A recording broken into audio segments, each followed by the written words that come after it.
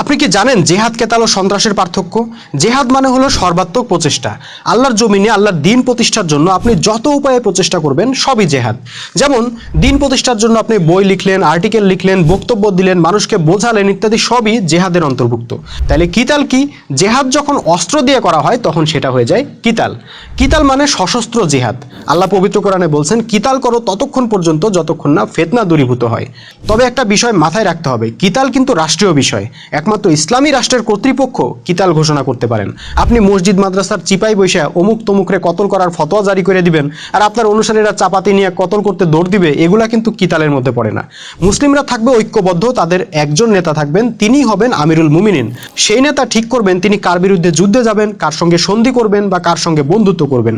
মনে রাখতে হবে, কিতালের নির্দেশ কিন্তু রাসূলুল্লাহর মাক্কি জীবনে আসে নাই, আসছে মদিনায় হিজরতের পর, যখন রাসূল সাল্লাল্লাহু আলাইহি সাল্লাম ছিলেন মদিনায় রাষ্ট্রনায়ক।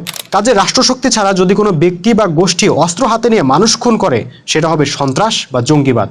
ইসলামে সন্ত্রাসের কোনো স্থান নাই এবং সন্ত্রাসীদের কঠোর শাস্তি দেওয়ার বিধান আছে।